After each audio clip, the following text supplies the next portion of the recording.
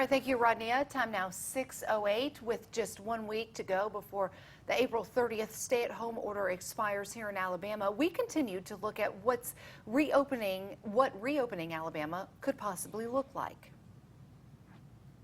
That's exactly right. And so joining us right now via Zoom video conferencing is Claire Aiello, Vice President of Marketing and Communications for the Huntsville-Madison County Chamber of Commerce. Claire, good morning.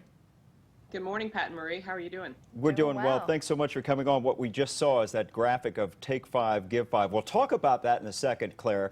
But right now, you folks have been working with so many innovative companies all across the area. They've come to the aid of the folks on the front lines. Tell us what's going on right now as we're starting to turn that corner and headed toward reopening. Right. You know, we are all looking forward to business reopening, but we have to go about it cautiously. You know, there's a lot that's in the news right now, and it's a lot to keep up with. One thing we're doing is trying to communicate all the changes with our members, with the community.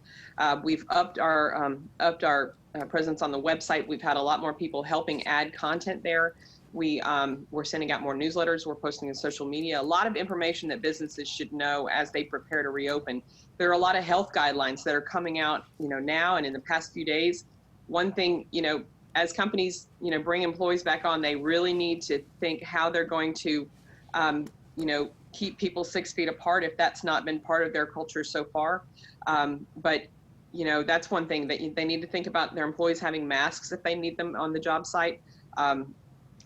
There's just a lot of different things to think about as you prepare to reopen, and companies should be thinking about that now. We encountered yesterday, we learned from hospital officials that they're getting a lot of requests for all their employees to be tested when they start back on day one, and that's not realistic. That's not recommended by the CDC. It's only if you're having symptoms that you should be tested, and we have to keep that testing system clear so that people who need the testing, who have the symptoms, can get it and get those results back within 24 hours. So that's another thing we want to stress to businesses is, you know, have your employees monitor themselves, take their temperature at home before they come in, or if you need to take it before they come in the building. But think about those things now and get those processes in place now so that you can be prepared for when everybody comes back. That's the big question. When is Alabama going to get back to work? Any insight on that? No, I mean, we are all prepared for the governor to make an announcement next week. You know, we would hope earlier in the week so that we can plan.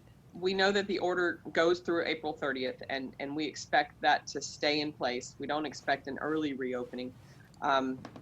That's the latest we've heard, but you know, we expect to hear something next week on the plans. Right. She's collected plans from different congressmen. Mm-hmm. She's collected plans from Huntsville. Huntsville Mayor Tommy Battle provided a lot of guidance for our city, and so, you know, we expect to hear something next week. It's just stand by and wait for that guidance. Now, before we let you go, Claire, we do have a quick thing we want to bring up. We're here at Way 31. We're so proud to take part in this Take 5 to Give 5 campaign with you folks at the Chamber, the Community Foundation of Greater Huntsville, and Toyota. Tell us a little bit about how important this effort is for our local nonprofits. We are very grateful for your support with this. The Community Foundation, you know, they get the money to nonprofits very quickly. They have a granting committee that meets once a week, and they review requests that have come in. There's been a lot of requests lately from various nonprofits who serve different parts of the community. But, you know, they get this money to these groups within 2 weeks.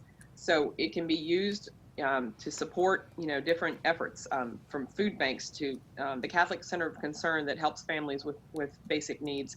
A number of different groups have requested the money, and Take 5 to Give 5 allows people, allows companies, allows everybody to get in on this.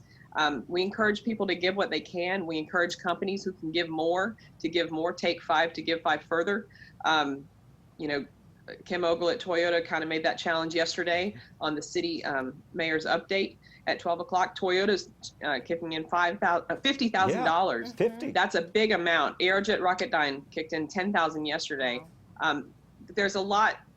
This money can go to a lot of good, and we're really grateful to partner with you guys and partner with Toyota and the Community Foundation to help promote this. We're just really excited about it, Claire, and excited to have you here as well. By the way, if you would like I've been seeing your promos all morning. Thank you. So we're going to show them right now one more time. How about it? If you'd like Great. to donate, go to our website at waittv.com.